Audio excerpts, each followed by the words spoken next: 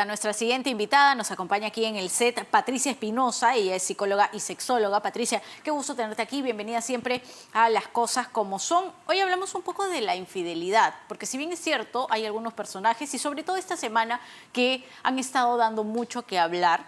Generalmente uno se puede hacer algunas preguntas, sobre todo cuando sale un tema como este, de alguien que ha tenido constantes infidelidades. Se puede decir, es algo que se puede considerar en esta persona una enfermedad. ¿Hay causas? ¿Qué debemos entender cuando hablamos de infidelidad? Porque incluso nos da la sensación que lo estaríamos normalizando. De hecho, es algo que hemos ido normalizando. Y no creo que tendríamos que verlo como una enfermedad. Si hablamos de una persona en específico, yo más me inclino a pensar de que hay una gran necesidad de mostrarse a sí mismo la valía que tiene. Es decir, a través de la otra persona, yo me voy alimentando en mi ego, de saber que soy un objeto de deseo, o es un tema de sentir que es mi propiedad, ¿no? Por los mensajes que hemos ido también observando. Yo creo que aquí lo que no estamos observando en algunos casos de ciertos varones, no vamos a generalizar, que cometen infidelidad, es que hay mucha inseguridad detrás y hay una necesidad de satisfacer y de ocultar esas inseguridades a través de estos contactos. Pero no sería raro, Patricia, porque nos dices que hay ego, pero también hay temores. Claro, pero es que el ego muchas veces lo hemos malinterpretado. Yo revisaba hoy día antes de venir a la entrevista digamos, las posturas a nivel de psicología que hay con respecto al tema del ego. Y el ego tiene que ver con el conocernos. Jung hablaba, por ejemplo, del tema del inconsciente. Freud hablaba del inconsciente. Se habla digamos, en temas psicológicos, esto se puede malentender. Y el ego tiene que ver muchas veces con las carencias.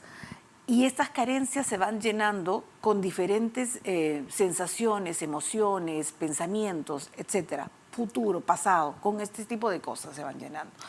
¿Y qué es lo que va ocurriendo? Que hay personas que tienen baja autoestima, pero a través de sus conductas hacen creer o hacen pensar que tienen una gran autoestima. Ejemplos más claros, ¿como qué tipo de actitudes, por ejemplo? El ser un Don Juan. Y lo que significaría la infidelidad, porque la infidelidad tiene que ver con el no compromiso, el no sentir, no es solamente la lealtad. El tema de la infidelidad tiene que ver con que yo siento que soy capaz de conquistar a diferentes mujeres, pero el tema de la conquista no es porque yo me sienta solamente capaz de hacerlo, sino porque alimenta mi ego. El intentar, el conquistar a través del chat, del teléfono, de mensajes, me hace sentir que yo tengo poder, que nadie me dice que no. Eso tiene que ver aparentemente con un gran ego, pero en realidad es un falso ego, porque hay una gran inseguridad. ¿Podríamos hablar en todo caso de causas, necesariamente de patrones, más allá de los que nos has contado? Patrones, yo diría, en el caso de las personas infieles, la falta de compromiso y el miedo a generar más bien relaciones estables. Y ciñéndonos un poco a este ejemplo del personaje, ¿no? Que lo han encontrado varias veces en distintas, no sé si incluso llamarle relaciones, pero lo han encontrado con distintas personas. Luego viene el hecho de que también se pone sobre la mesa de conversaciones, no vamos a decir juicio, pero sí de conversaciones, el perdón de una infidelidad. ¿Existe? Existe que las personas podemos perdonar, o sea, tanto mujeres como varones, por supuesto, pero el perdonar significa el olvidar y reiniciar una relación de cero, sin estar como repitiendo o recordando lo mal que pasamos en un momento. Y eso es bastante complicado. O sea, en una relación de pareja se sugiere llevar terapia para que podamos superar esa situación, porque lastima. Digamos, en este caso, vamos a poner del personaje Domínguez, por decir un nombre. La señorita Pamela Franco, lo que ve lastimado es el tema también de su ego, de su propia autoestima, porque se ve burlada ante una sociedad.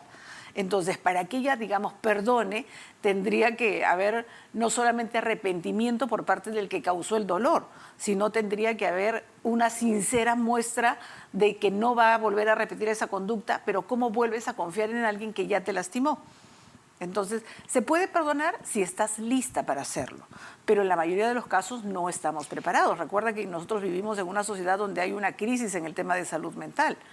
Y esto de la salud mental significa de que muchas veces estamos también iniciando relaciones, porque esto es algo de lo que tampoco no hablamos. Y en temas de infidelidad sí es importante que lo mencionemos.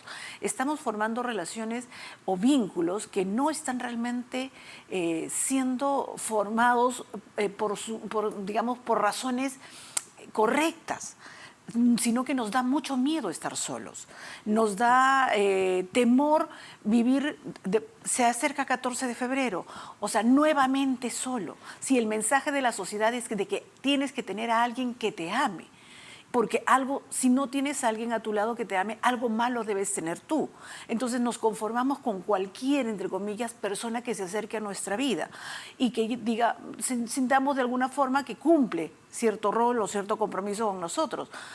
Y entonces generamos mucha expectativa en esa relación y esa relación, lo que ocurre más adelante es que termina por quebrarse, termina por herirnos, porque no estamos eligiendo tampoco de forma correcta. Claro, son varios factores lo que nos dices, ¿no, Patricia? A ver, los mensajes que llegan de la sociedad, las inseguridades que pueden tener las personas, las cosas que puede haber visto quizá de pequeño o que debe haber vivido en casa. Por ejemplo, esos son factores que los de casa suman, quizá un niño, que bueno, luego es adulto, ¿no? Que viene de una pareja de padres donde ha habido infidelidad. Por supuesto. ¿Necesariamente va a ser una persona infiel? No necesariamente, pero es muy probable que lo sea. Es igual que en el caso de madres que han sido madres jóvenes, es más probable que los hijos sean padres jóvenes. O sea, es un recurrente. No es algo que va a ser un absoluto, pero sí suele ocurrir. Si yo he visto que no existe respeto, porque el tema de la infidelidad, del compromiso, de la lealtad, va más allá. Si yo veo que mi papá está constantemente con el celular, se va al baño a contestar, se esconde, mi mamá lo grita, le dice que está con otra, si yo empiezo a crecer teniendo este tipo de conductas, es probable que más adelante haga lo mismo, aunque yo haya sentido mucho dolor en ese instante, o como es probable que no lo hagas. O sea, pero sí existe esa posibilidad. El infiel, en este caso, que ha tenido, valga un poco la redundancia, varias infidelidades, ¿finalmente puede llegar a un punto en el que cambia o es difícil? Y yo creo que es difícil, porque así como existen hogares donde los padres pueden haber pasado por situaciones de infidelidad, pueden haber hogares donde nunca el hijo ha visto situaciones de infidelidad y lo sea. Y esta persona trate de enmendarse en la primera vez que lo descubren y quiera tal vez hacerlo, pero vuelve a surgir este deseo de sentir adrenalina al hacer algo que no es correcto y entonces vuelve a pasar por una situación de infidelidad, ¿no? Y en este caso, digamos, de una pareja con infidelidad, ¿quién tiene que determinar definitivamente las pautas a seguir? ¿Una psicóloga? ¿Una terapia? ¿O puede el caso que se resuelva de manera entre dos personas? Yo creo, en realidad, es que va a depender mucho de la madurez emocional de cada uno de las partes. O sea, pero una hay persona que ha sido infiel, podría... por lo que nos has venido señalando, ¿podríamos decir que tiene madurez? No, por supuesto que no. Y en esos casos es necesario acudir a una terapia. Pero no acudes a la terapia para salvar la relación de pareja. Pero Patricia, tú lo sabes más que nadie, porque lo hemos hablado en varias ocasiones, ¿no? Estamos en un país muy machista todavía, en el que ir a terapia o por lo menos dar ese primer paso es sumamente complejo. Yo diría que más que un país machista, es un país donde todavía permitimos el tema del patriarcado, ¿no? Y seguimos creyendo que los varones tienen ciertos roles y seguimos otorgándole mucho más roles. Y sí, es difícil aceptar eso, es difícil buscar ayuda terapéutica, pero cuando buscan ayuda, tanto la mujer o el varón, que lo hagan no por salvar una relación de pareja, que lo hagan por salvar sus propias vidas, de manera individual. Y si tienen hijos, pensar en qué es lo que va a pasar con los hijos. Eso es una pareja que tiene hijos, pero que ha tenido una infidelidad, ¿debería quedarse junta por los hijos? Que muchas veces es el argumento que también se escucha. Sí, por supuesto, pero no. no deberían quedarse por los hijos, porque más adelante van a hacerlos sentir que ellos fueron como, por ti me sacrifiqué mi felicidad, mi vida, y me tuve que quedar. No, nadie te pidió eso. O sea, los padres que deciden. Porque los padres asumen que los hijos restablecerse- van a sufrir si ellos se separan. Claro, pero eso deberían pensar antes de iniciar todos estos problemas de engaño y traición. O sea, deberían pensar antes en el tema de los hijos, no mira, si nos separamos los vamos a lastimar. No, desde que iniciaste un tema de traición, desde que no fuiste leal, ya comenzaste a dañar a tus hijos. ¿Qué recomendación en general darías para cerrar esta entrevista? Lo general es que podamos nosotros tener la seguridad de por qué estamos eligiendo una pareja. Y dejemos de tener miedo a estar solos. Nos siguen haciendo creer que tener una pareja es lo fundamental, de que ejercer la maternidad o la paternidad es lo que nos corresponde. Creo que no, tenemos que entender que podemos estar solos. Y si queremos estar con una persona, tenemos que aprender a elegir. No porque simplemente llenemos vacíos, sino porque realmente queremos crecer como personas y ambos nos estamos como sumando para poder ser mejores. Hombres y mujeres, por igual, por supuesto. Sí. Efectivamente, aplica para dos. Claro, porque tenemos que ir a la verdad. No solo sucede en hombres, pasa también en mujeres, pero además ya quería cerrar con eso muy chiquito, porque cuando hablabas decía, me estaba preguntando, ¿no? Es decir, si una chica o una mujer está conociendo a una persona y esa persona le confiesa que ha terminado una relación por una infidelidad, se podría detectar las famosas red flags, estas banderas rojas, y decir, mejor no inicio una relación con alguien que ha cometido una infidelidad. ¿Debería ser así o no? Si la muchacha, si la señorita en cuestión tiene bastante claridad de qué es lo que quiere con su vida, esa es una bandera roja. Pero si ella piensa, Robin Norwood escribió hace mucho tiempo ese libro de las mujeres que aman demasiado. Si ella piensa que puede su amor cambiarlo, va a volver a equivocarse y va a volver a comprometerse con una persona que ya tiene antecedentes. Y ella va a iniciar una relación pensando, Que yo puede sí cambiar voy a todo. ser capaz de hacer que él cambie. Y ahí ya estamos empezando con el pie izquierdo.